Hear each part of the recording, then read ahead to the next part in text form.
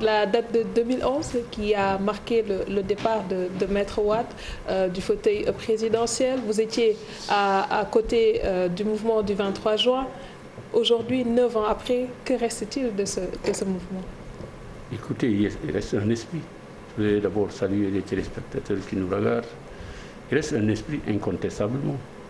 On ne peut pas parler de révolution comme certains l'ont prétendu, mais au moins on peut parler de révolte d'un peuple qui s'est senti menacé dans ce qu'il a de plus substantiel dans son existence démocratique, en politique.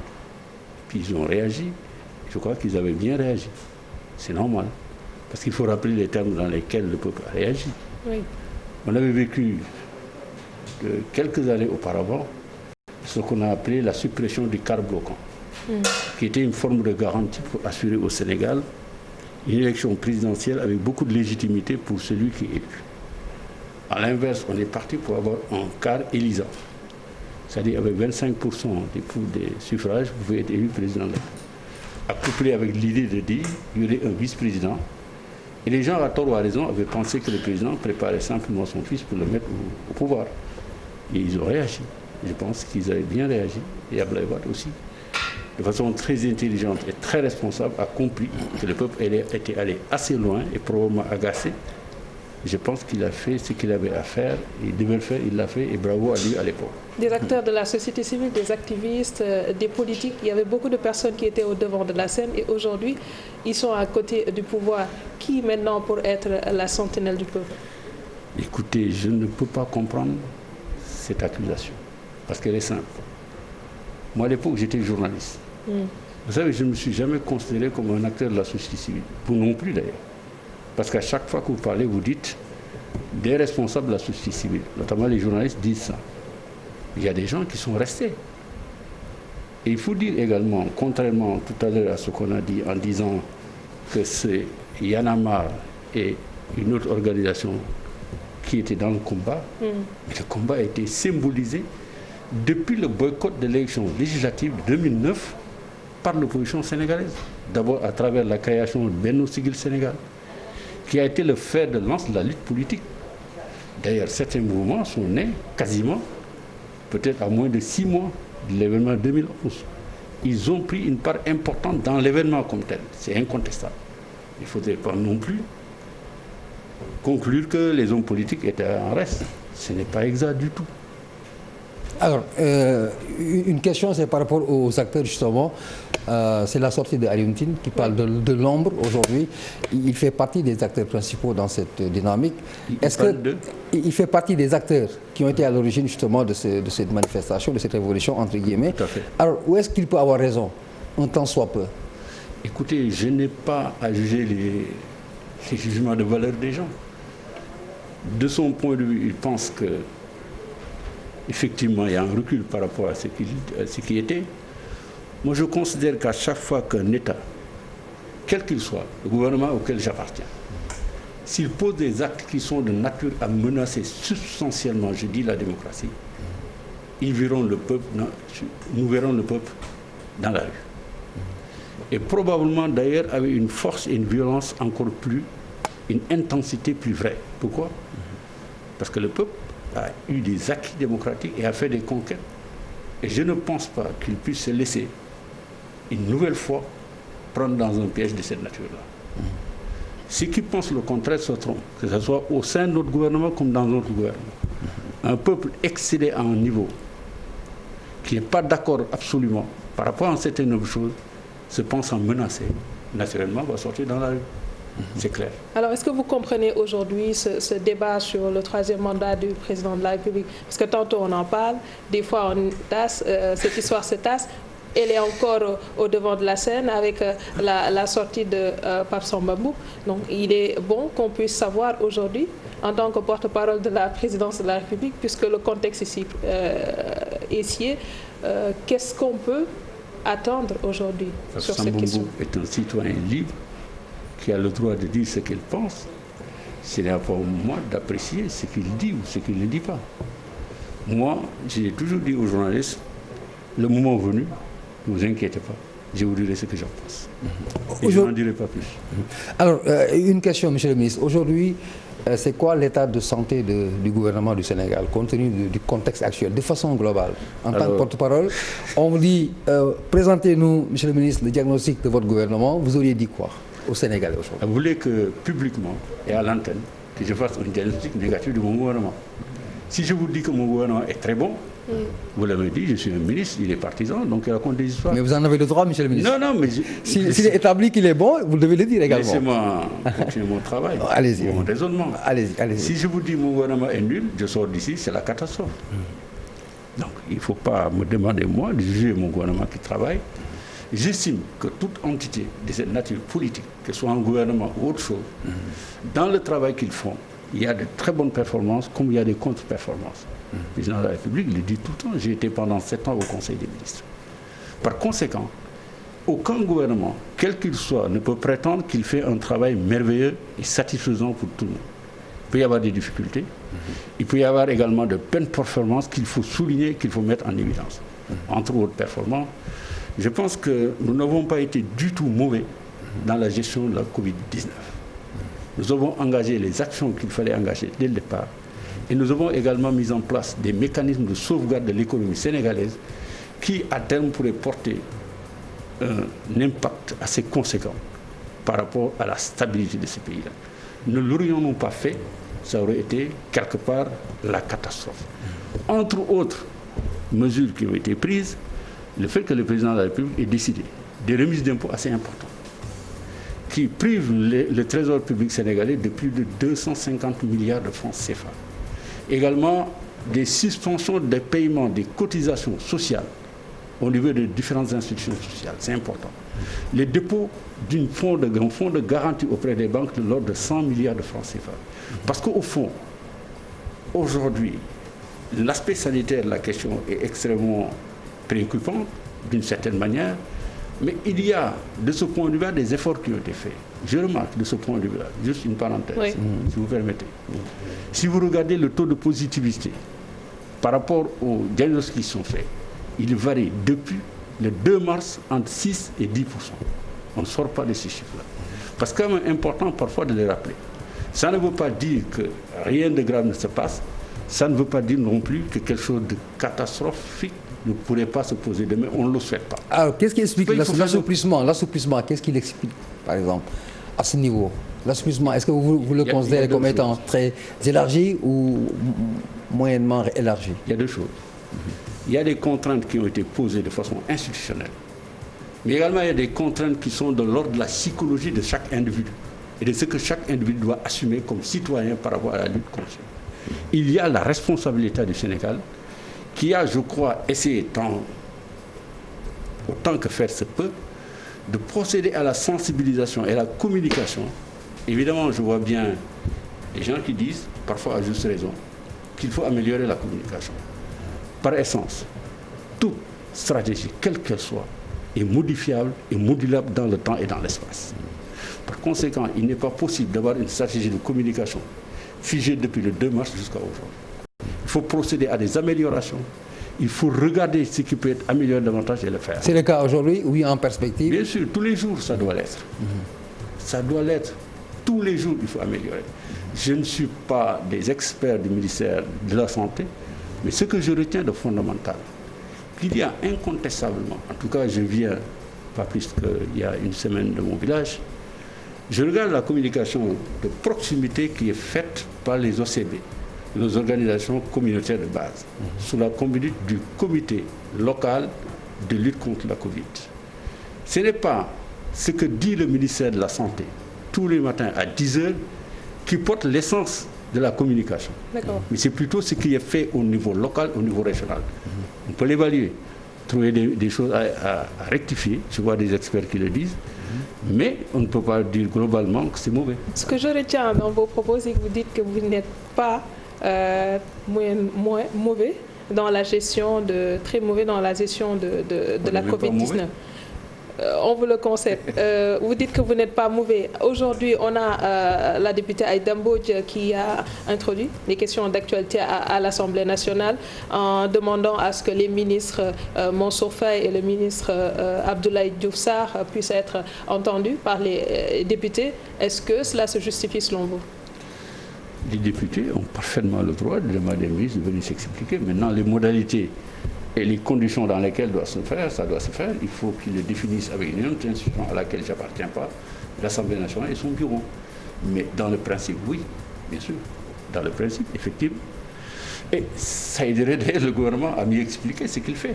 Une fois qu'on est à l'Assemblée nationale, je suis persuadé que les ministres, les 2 ministres qui sont concernés, sont parfaitement armés pour expliquer effectivement ce qu'ils ont fait. Oui, ça fait partie de la démocratie, cet aspect des choses.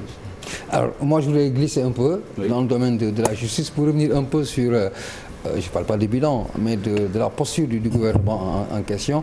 Est-ce que votre talon d'Achille, ce n'est pas lié aux questions de justice aujourd'hui? Parce que régulièrement, c'est à la une, c'est au devant de la scène des affaires de justice. Et on incrimine le gouvernement. Heureusement qu'on est en démocratie. Alors, que les journalistes sont libres d'apprécier et de dire ce qu'ils pensent du fonctionnement. Et parfois inquiétés également. Oui, mais vous savez, ça dépend qui parle et pourquoi il dit qu'il est inquiété. Vous savez, j'ai discuté avec un haut responsable de la magistrature il y a de cela 2 ans, qui me disait le contentieux le plus important devant les juridictions sénégalaises, c'est le contentieux social, le contentieux civil, dont on ne parle jamais dans les télévisions et les radios. Le contentieux pénal auquel vous faites allusion, qui est d'ailleurs souvent le contentieux lié strictement à des personnalités politiques, il ne fait pas 1% du domaine de travail de la justice. Mais avec beaucoup de bruit, beaucoup de vacarme, comme on dit. Pourquoi? Parce que ce sont les hommes politiques qui sont impliqués. Et ils ont la chance, à chaque fois qu'un dossier le concerne, que les journalistes en parlent, y compris les journalistes. Et ils oublient que d'autres citoyens qui commettent des délits sont tous les jours attraits devant les cabinets d'instruction, sont tous les jours présentés au procureur de la République et jugés devant les juridictions.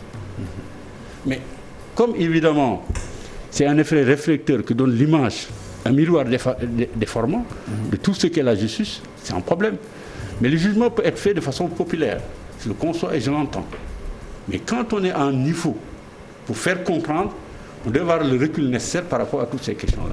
Ce n'est pas toujours le cas. Il n'y a pas seulement les journalistes, il y a l'ancien commissaire Boubacar Sadio qui a été relaxé, certes, mais quelque part, quand il est sorti, ce qu'il a dit, c'est qu'on tenterait de le museler. Pas de défense, je ne voudrais pas parler des gens. Mais j'ai appris une chose de cher Anta Diop, une vérité, quelle qu'elle soit, supposée ou réelle. Quand on l'a dit dans l'arrogance et l'insolence, elle est inaudible. Inaudible. Et je voudrais également insister sur un fait. L'exercice du droit d'expression n'est pas une licence pour porter atteinte à l'honorabilité des gens et à leur dignité. Il y a une limite. Sinon, on n'aurait pas prévu les délits qui sont prévus. Non pas pour les journalistes, mais pour n'importe quel citoyen. Je m'étonne d'ailleurs qu'on puisse comprendre que quelqu'un écrive des choses, l'assume, et qu'on s'appuie toi sur son sort et qu'on lui dise on va te museler. Ça fait combien d'années qu'il écrit? Oui. Il a toujours écrit depuis qu'il est à la retraite. Pourquoi attendre ce moment-ci pour le museler? Il faudrait que les gens comprennent quand même qu'il leur arrive parfois d'assumer des responsabilités en oubliant qu'il y a des devoirs et des contraintes qui leur sont imposées. Moi qui vous parle, mais j'ai été condamné 2 fois devant le tribunal, relaxé 2 fois. Je n'ai jamais été muselé. C'est ça la règle du jeu. Quand vous prenez votre plume, vous vous adressez au public, vous engagez à la fois votre responsabilité et votre honneur d'homme. Et que répondez-vous à ceux qui disent que, par exemple, pour ceux qui présentent le même profil que vous êtes beaucoup plus utile pour le peuple hors qu'à l'intérieur? Et qu'est-ce que vous répondez personnellement par rapport à cette question? J'en suis désolé, je n'ai pas de réponse par rapport à ça. J'assume une responsabilité et une souveraineté monastique. Latif Coulibaly choisit et fait ce qu'il a envie de faire. Non déplaise à ceux qui pensent ce que vous dites. Merci. Le débat sur le littoral, oui. Il faut qu'on en parle, parce que dernièrement, cela donne du grain à moudre. Et quelque part, on se demande qu'est-ce qui pose problème, puisque la loi sur le domaine public maritime est là, et qui dit que ce site est inaliénable. Mais malgré cela, on a encore des personnes derrière qui continuent de pouvoir bénéficier de ces terres sur le dos de la population. Je suis content que vous posiez cette question-là. j'ai comme l'impression que le débat qui est posé, on recherche des coupables. Il y en aura peut-être, mais je ne crois pas. Par contre, il y a des responsabilités à situer. Je m'explique. Nous avons 720 km de côte au Sénégal. C'est à peu près le littoral qui est dans les villes représente à peine peut-être les 40%. Peut-être. À Dakar, on a 9 km. Si vous prenez le littoral de la Petite Côte, il est massacré. Depuis le premier jour, le premier village de touristes a été installé, Club Al Diana. Oui. On l'a construit sur le littoral. On a construit tous les hôtels de la Petite Côte sur les plages, distant à peu près de 5 à 10 mètres. Quelle est la conséquence? Une pression énorme sur la côte, une dégradation continue de la côte. Mais ce littoral-là, il n'en fait pas partie. Ce que je veux dire par là, c'est que nous avons raté dès le départ dans ce pays une politique de mise en œuvre, d'aménagement de notre littoral, en particulier le littoral qui est à la disposition des populations. Et cette conséquence, aujourd'hui, nous la vivons. Au fond, regardez le littoral de Dakar. Prenez votre caméra. Vous trouverez rarement une nouvelle construction qui date de 2012 à maintenant. Toutes les constructions ont été édifiées. Si vous regardez les Blancs, quand ils ont construit l'hôpital Dantec, ils ont mis une distance à peu près de plus de 100 mètres entre la côte et l'hôpital Dantec. Passeur, c'est la même chose. Le palais de justice, c'était la même chose. Qu'est-ce que je veux dire par là? C'est qu'il y a un esprit d'aménagement des côtes et du littoral. On n'en a pas idée chez nous. Aller à Las Palmas, aller au Maroc, c'est cela que nous avons raté. Mais il faudrait que et maintenant, qu'est-ce qu'il faut faire? Le Grand Nord, vous voyez l'autoroute qui est passée dessus. S'il va à Saint-Louis, dans ces conditions, et le tracé n'est pas rectifié, qu'est-ce que ça veut dire? Ça veut dire qu'il y a un problème demain. Je pense qu'il vaut mieux aujourd'hui se préoccuper de ça. On cherche des coupables. Le débat est parti de mon ami. Mais quel système de sécurité foncière aujourd'hui pour le Sénégal? Attendez, je termine. Le débat est parti de mon ami Madiambal Diagne. Il n'a pas tort de poser la question. Sauf que lui-même, qu'est-ce qui s'est passé? On dit, vous-même, vous avez une villa sur le littoral. Mais nul n'est plus méritant que lui pour l'avoir. Nul n'est moins méritant. Parce que cette politique qui est en cours dans le pays le permet, on l'a organisée comme telle. Il faut la changer. Je me souviens, secrétaire général du gouvernement à l'époque, j'ai la preuve de ce que je dis, le président m'appelle, il me dit tous les décrets qui sont de nature à donner des terres, etc., il faut les encadrer et les présenter avec même les arrêtés ministériels. Il me dit, j'ai donné mandat à un consortium d'architectes pour nous concevoir un plan d'aménagement du littoral à Dakar. Et comme mon départ, il n'y en avait pas. Il faut que ce débat qu'on l'aborde autrement. Parce que c'est bien de parler de 9 km de littoral de Dakar. C'est encore mieux d'envisager la problématique par rapport à une globalité d'ensemble. C'est là, jusqu'à aller à Cap Skirring, c'est la même chose. Pourquoi des gens pensent qu'ils peuvent prendre toute la côte et l'île pour eux, ils ont les pieds dans la mer et les autres non. Voilà le problème. Il n'y a pas de culpabilité à établir. Il y a par contre des responsabilités à situer et engager un débat national sur la question afin que des solutions idoines soient trouvées. Alors, vous avez précisé que c'est Madiambal Diagne en fait, qui fait partie des gens qui ont posé justement le problème. Oui, il a raison. Et il a raison de le poser. D'accord, je vous le concède. Mais en réponse à cela, il y a une multiplication de mouvements pour combattre une certaine injustice sur le littoral. Alors, est-ce qu'ils n'auraient pas raison quelque part? Et mieux encore, monsieur le ministre, est-ce qu'il ne faudrait pas faire le dispatching entre la légalité et la légitimité? Est-ce qu'il n'y a pas aujourd'hui un aspect de légitimité qui dépasse parfois la légalité parce qu'il y a des attributions qui sont faites légalement en vertu des textes qui régissent peut-être... Si vous regardez, c'est le serpent qui se mord la queue. Pourquoi? Chaque régime qui vient, il a nécessairement des amis. Il donne à des privilégiés. Ce n'est même pas des amis en général. Si vous regardez bien, sur le littoral de Dakar, qui les occupe? Les occupations les plus choquantes ou les plus visibles, c'est de grandes sociétés qui sont installées, qui sont pourvoyeurs d'emplois, qui sont également des pourvoyeurs de richesse nationale. Si vous allez à la clinique du Cap, juste en bas, vous voyez ce qui est édifié là-bas? Toutes ces zones avaient été édifiées, zones non édificantes.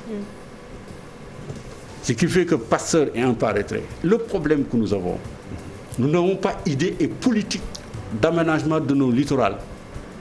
On y va comme ça à l'aveuglette. Quelqu'un a de l'influence, on lui donne une portion de terrain, une parcelle, il construit. Quelqu'un n'en a pas, ou au moins, moi j'en ai pas.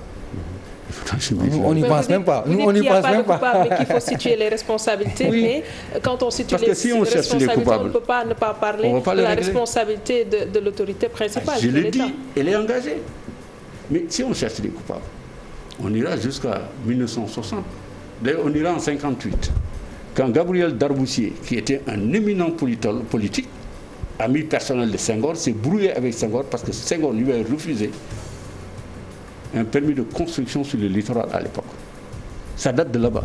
Nous étions en 1958, 59, 60. Oh. Et Senghor avait raison. Mais si dans le même temps, on avait élaboré, comme on l'a fait avec la politique d'urbanisme et d'habitat, vous savez pourquoi on a pu faire la voie de dégagement qui est sur Liberté 6? Oui, BRT, on le fait. Mais on est obligé de déguerpir beaucoup de monde. Parce qu'il n'y avait pas un plan d'urbanisme directeur qui prévoyait ces questions-là. Ça aurait pu. On ne l'a pas fait. Si on a pu récupérer ces deux voies-là, allant de la boulangerie jaune jusqu'à... Vous savez pourquoi? Parce que c'était prévu dans le plan directeur.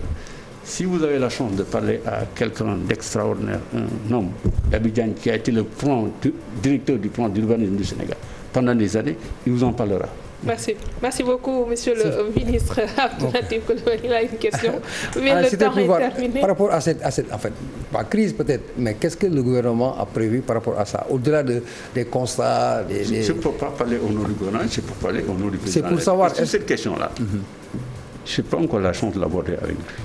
Mais je suis certain, le président de la République en a une préoccupation. C'est normal, je vous l'ai dit. Moi, j'étais secrétaire général du gouvernement et Dieu m'est témoin. Je ne travaille pas de secret. L'idée fondamentale qui devrait être envisagée, le jour où le Sénégal aura les moyens, c'est de procéder à un changement radical. Même ici à Dakar, il ne faut pas hésiter. Vous êtes allé dans des villes comme Nice, Las Palmas, Casablanca. Vous voyez comment les gens construisent. Le système de construction qui est mis en place éloigne les constructions des côtes et en même temps servent de moyen de stabilisation de ces côtes, de l'eau, pour qu'ils n'entrent pas dans les maisons. On devrait y arriver là. C'est bien réfléchi. Merci. Merci. C'est bien pensé, bien conçu. Merci beaucoup, monsieur. Mais c'est ça qui doit se faire. Mais pourquoi on ne le fait pas? Merci. Mais je te dis, on est parti de quand? Vous venez à Dakar aujourd'hui, vous dites on fait ça. Ça veut dire quoi? Ça veut dire aujourd'hui, tous les mamelles, en partant jusqu'à fin de résidence, tout ça là, probablement, on va faire partie de ça. Merci beaucoup. Merci à vous de nous avoir suivis. C'est bon, je suis désolée, mais le temps est terminé.